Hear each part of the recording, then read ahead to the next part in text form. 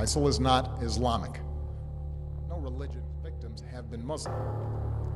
And ISIL is certainly not a state. Dear Mr. President, with all due respect, sir, I must tell you that you are wrong about ISIL. You said ISIL speaks for no religion. I'm a former Muslim. My dad is an imam. I spent more than 20 years studying Islam.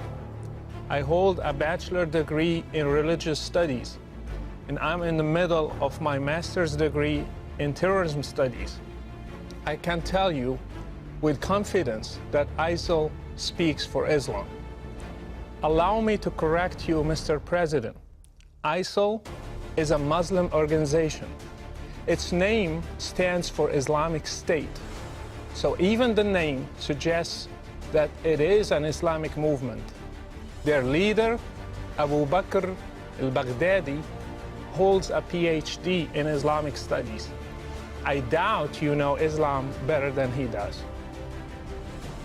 He was a preacher and a religious leader in one of the local mosques in Baghdad. ISIL's 10,000 members are all Muslims. None of them are from any other religion. They come from different countries and have one common denominator, Islam. They are following Islam's Prophet Muhammad in every detail. They imitate him by growing their beards, shaving their mustaches, and in the way they dress. They follow his command in the hadith to differentiate themselves from the infidels by wearing their watches on the right instead of the left hand. They implement Sharia in every piece of land they conquer. They pray 5 times a day. They have called for a caliphate, which is a central doctrine in Sunni Islam, and they are willing to die for their religion. They are following the steps of Islam's Prophet Muhammad to the letter. By the way, if you want to understand ISIL, read the oldest biography of Muhammad by Ibn Hisham. This is their model for action. You think that ISIL does not speak for Islam because they beheaded an American and they killed those whom they consider infidels. In the same way, Islam's Prophet Muhammad beheaded in one day between 600 and 900 adult males in a Jewish tribe called Banu Qurayza.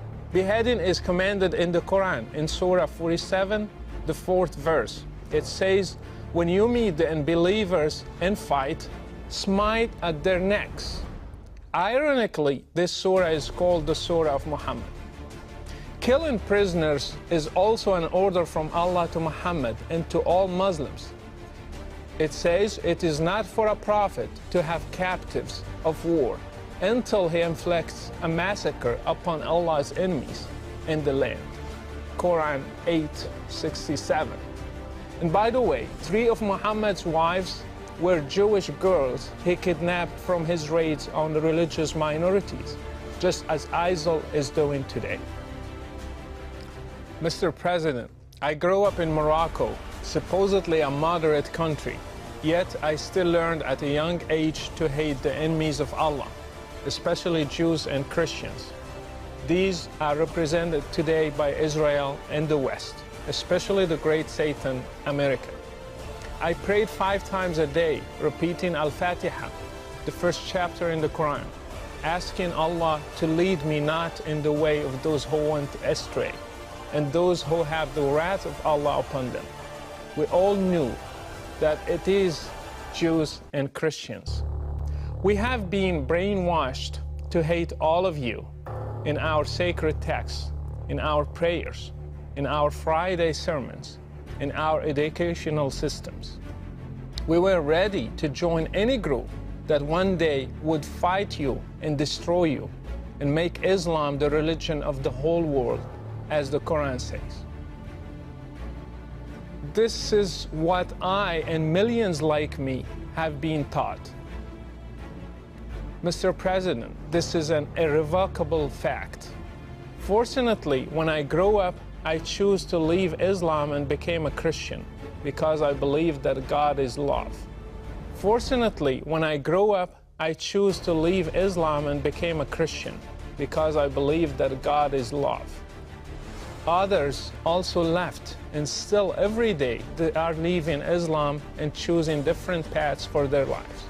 All of them are suffering today because, again, Islam's Prophet Muhammad said, whoever changes his religion, kill him. I left Morocco under persecution. I was fortunate.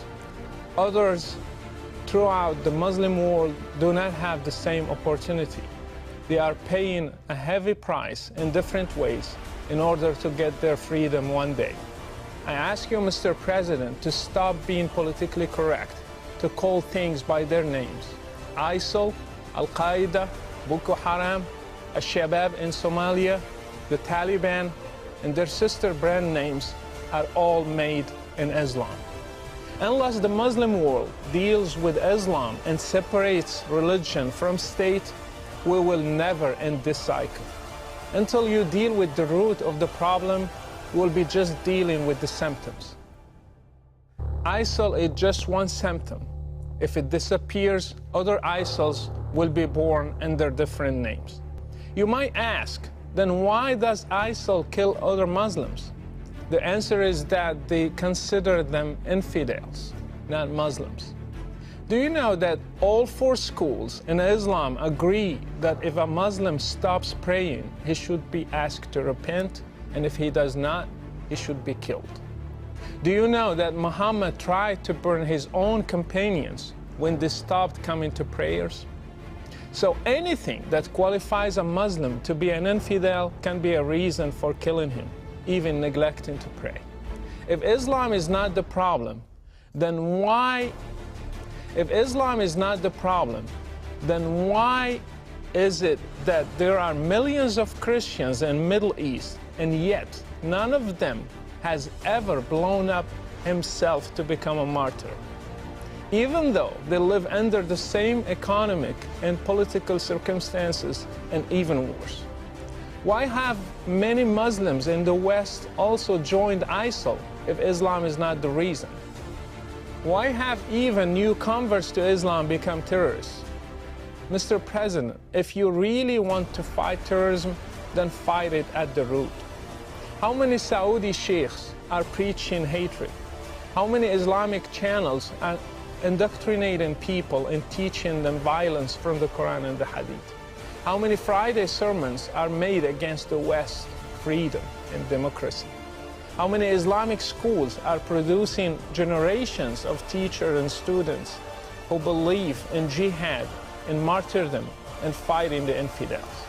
And finally, how many websites are funded by governments, your allies, that have sheikhs who issue fatwas against basic human rights? If you want to fight terrorism, start from there. By the way, I do not give my full name because Islam is a religion of peace. I'm known around the whole world as Bratr Rašid, and I implore you to take a stand for international human rights and the future of democracy, and speak the truth about the real threat that is facing all of us.